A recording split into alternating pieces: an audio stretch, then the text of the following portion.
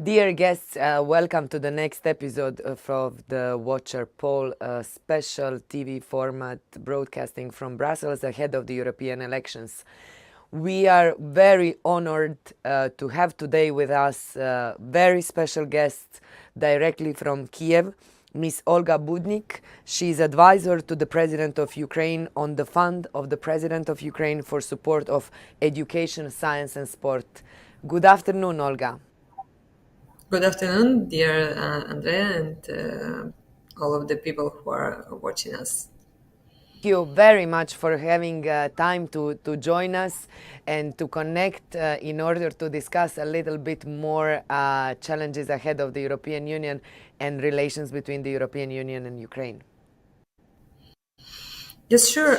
I think it's one of the main priority for us in Ukraine here to be a part of the European family, because actually we have made this choice much more earlier even than now. So in 2013, when the Revolution of Dignity was started, it was started just because of the reason when on that moment the President Yanukovych tried to decline all of the passes to European Union, and all of the people as said their position and went to the Maidan and started this revolution. And after that, a lot of um, events which were happening there actually because of our choice. And in 2014 was started the war in the Donbass, and the Crimea also was occupied. And I want to remind that the first reason why it was happening, it was just because our choice to be a part of the European family. Exactly. This choice and the association agreement is very often, I can say, put aside, and people forget where it started, and even more important, why it started, and also when. That it was not only when the invasion or broke recently, but also many years before. Therefore, I want to ask you, since you work now in the cabinet of the president, you are advisor on this very special fund. Could you please tell us a little bit more about the fund for education, science and sport, and also how the EU and how the European universities and organizations can help and basically work closer with Ukraine for common benefit of both sides? Yeah, the Fund of the President of Ukraine has the main goal to organize the internalization of the education here in Ukraine, and the second main goal is educational diplomacy.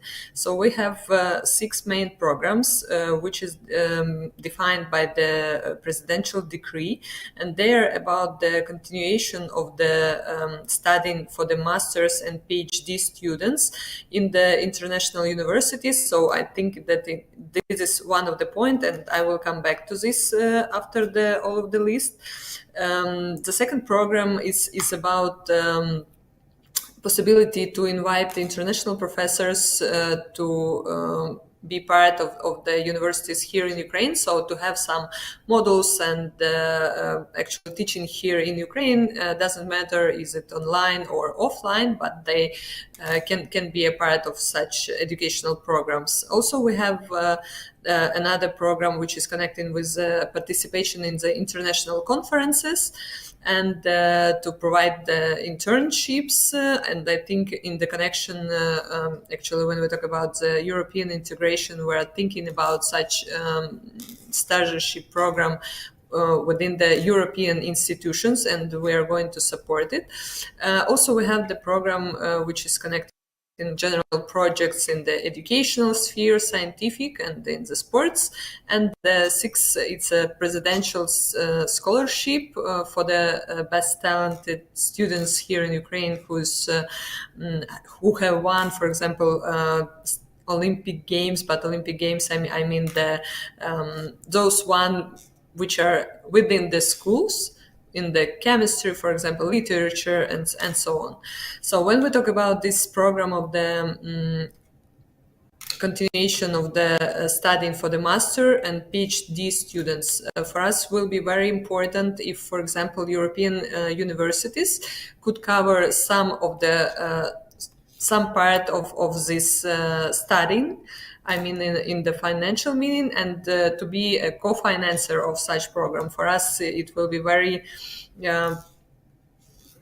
fruitful cooperation, and we understand that we want to pay for our students, but if, for example, European universities could cover some of the money, so it means for us that more students can go to the European universities, but what is important for us after that to come back here in Ukraine and continue to work here, and this is one of the obligations for them. They have to work in Ukraine within the 3 years after they are finishing their studies.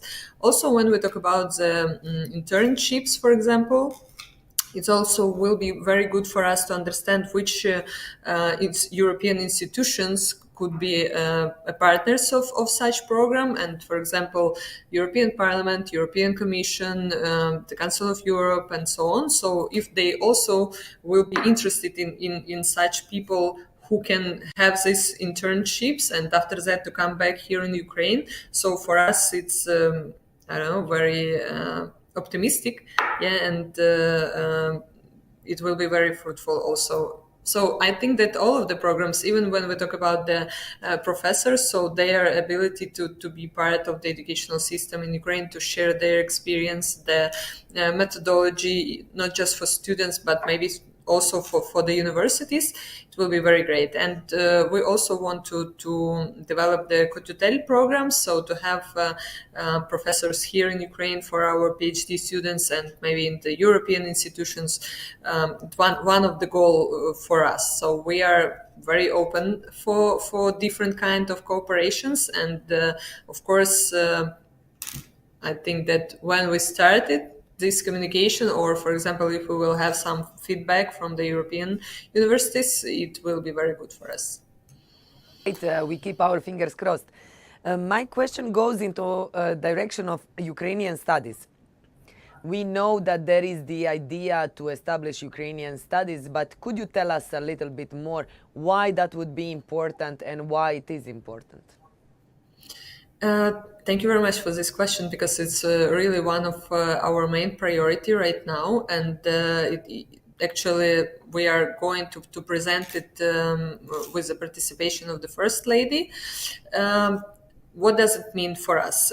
When we talk about the Ukrainian studies, we understand that Ukraine very often was studied within the European institutions through the Russian studies, or maybe sometimes East European studies, Slavic studies, and the Ukraine was presented as a part of the Soviet Union, or like a heritage of the Soviet Union, or part of the Russia. And we understand that a lot of Russian propaganda that Ukraine is failed state actually was spread among the academia in general, and we want to overcome now this propaganda and want to present which is how the Ukraine look like right now, which are our success stories, which is success in the different reforms, and also to present which is the history we have, because when Ukraine was established as a state, I mean not in this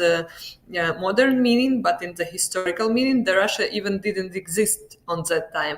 So it is very important also to understand for all of the people that who was the first and how the general history was developed. So we also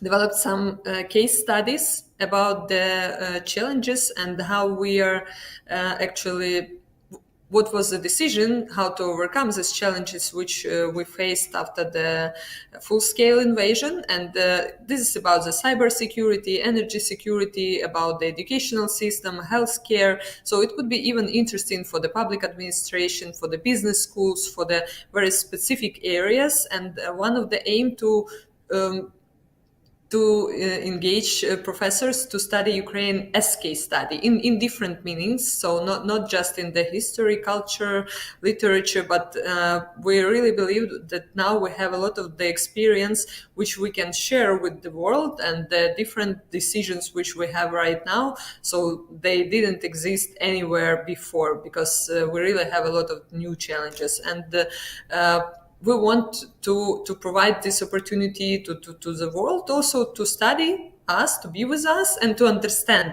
Ukraine, because we know that maybe before that not too much information was even in English sometimes, or in other languages, and not all of the libraries had the materials or some books about Ukraine, and we also work on it and translate a lot of information to give this possibility for people to know more. Thank you. But could you tell us, when we talk about the relations between the European Union and Ukraine, we know that the revolution, as mentioned earlier, started because of your willingness to join the EU. How do you see this cooperation currently, and what can be improved in the future, and especially between the Ukrainian institutions and the European institutions? Your president of the state, your president of the parliament, recently, since the full-scale invasion started, visited Brussels, but also European officials were on several occasions in Kiev. However, do you think that there is still a room for progress, and even to go a little bit more deep in this cooperation, and where we can start? Is maybe the youth the right door to knock on first? I think that when we see the general, for example, opinion of the people about the European Union, we can see that it's really rise. So on this moment, most of the population support the European integration of Ukraine. And we really appreciate that European leaders are open for the discussion and start this dialogue even within the war, because we understand that they can say us, for example, at first you should stop the war, and after that we will start the discussion about the European integration. But now we have this opportunity to come closer and even understand when could be this entrance, if we, of course, will fill all of the positions. I can say where we see some problems, and it's not a secret, because when we have some discussions, especially with the Hungary, so they have they very often blocked some of the issues, but we understand that okay, also for the European Union, very important to have this consensus on all of the issues, and very important also, if, for example, not just from our side, but also from the European side, could be dialogue with the leaders of this country, and to explain the real position. I think that such kind of support will be really crucial for us. When we talk about the other things which could help us, it's maybe to give a little bit more time for us to understand more clear the all of the rules and all of the procedures of the European working, because the such kind of institutions, they have a very special kind of bureaucracy, because they are united a lot of different member states, and for us, of course, obvious, it's very important to understand how to save our interests, but also to be a part of the European Union, and how to provide this even added value from the our participation in this members, I mean in this union, and I think it will be good to have this dialogue. How can we really be integrated within all of the strategies which the European Union have right now, because we understand that Ukraine is a large country because of this square. It's a large country, it was because of the population, but a lot of our population right now in the European countries also. And when we talk about this migration, so should we think about the Ukrainians who are now in the European Union like Ukrainians, or they are immigrants? So a lot of new issues which are not just in the classical meaning of the European integration right now on the table. And of course, maybe some more like additional law support. Yeah, it's also will be good, because we understood that we have to organize all of our internal systems accordingly to all of the procedures of the European integration. So I think that on the different levels, it's also will also help us. Sure. We were talking when the full invasion started, and then on many different occasions. The war is still ongoing in Ukraine. There are occupied territories.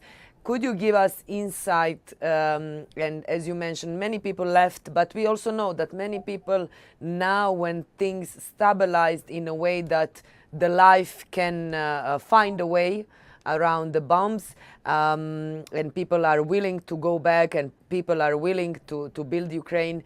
How do you feel it now? You are, of course, not giving up, and we all hope that the war will end soon and that you're gonna win. Right now we have some more new challenges with the energy systems, because the last bombings mostly was on the energy infrastructure, and it means that we have some problems with the electricity and so on. But what we are looking on, and actually what we are working on right now, it's a peace summit which will held in the Switzerland in almost in 1 week. And actually the questions which were raised on during this summit, which we're going to rise, they're also about the energy security, the nuclear power station security, all of the objects which are actually connected with our critical infrastructure. And in this case, I think that the position of the European countries also will be very important and crucial, how to protect all of this issue to continue normal life here in Ukraine. Because the main decision for the people is the issues of the safety in general, and we understand that it is important for them to ensure this safety in all of the institutions, especially which are under the government control. And we talk about the educational system, healthcare, and all of the others. So we have to organize all of the processes that people can live here and organize their businesses, their normal life, and so on. So in this meaning, we know that Peace Summit will be crucial to understand if the whole of the world can support this peace formula. Also now we prepare URC, so Ukrainian Recovery Conference, which will be held in the Berlin. And actually during this conference is going to raise the questions about the recovery issues. It is hard to talk about this very clear because we don't understand the final position, how the war will be ended.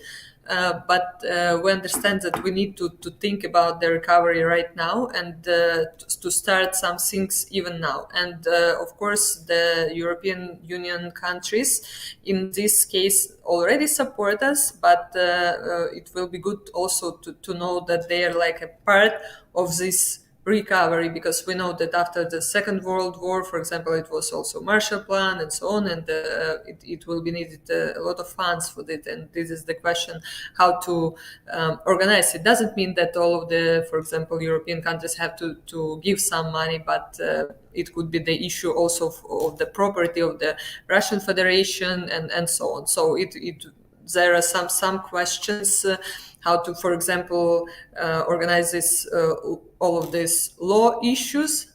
I mean the juridical one, and how to, for example, when we can use their property, Russian, I mean, yeah, for the recovery needs for Ukraine, for example. Clear, there is a long way to recovery, but it's possible and it's doable. Croatia is one of the examples, and also standing very closely from day one to you. Very last question. You are looking at the European elections as well from Kiev. What do you expect, or it's better to say, what do you hope for? We hope that we'll want the leader who can understand that the European Union, this is the union of the almost whole of the continent, and it's very important to be like a one organism, which will be I don't know, like the best position, yeah, the best decision for the whole countries, and who will understand the global meaning and the role of the European Union in the global peace, the global development, and the global safety, I may say. And of course, we hope that our discussions, which we start about the European integration right now, will continue, and this leader will also be open for that. Thank you very much, Olga. Very, very, very much appreciated, and it is our honor that you joined us today and that we had this unique opportunity to talk directly to you from Kiev. We wish you all the very best. We hope that the Ukrainian studies will go on, and that the fund of the President of Ukraine for science, education and sports is going to be successful. We wish you all the very best also for the war. We hope that it's gonna end up soon, and that we are gonna also have the opportunity to meet you here in Brussels. Thank you very much, and good luck. I think that in very nearest time we could be in Brussels like a part of the European family. Dear guests, this was Olga Budnyk directly from Ukraine, from Kiev. She's advisor of President of Ukraine on the fund of the President of Ukraine for support of education, science and sport. With Olga, we came to an end of these exciting past 3 days, where we broadcasted the Watcher poll directly from the heart of the European institutions here from Brussels. Thank you all for following the Watcher TV, and we look forward to meeting you very soon with many, many, many new interesting guests and programs. Stay tuned.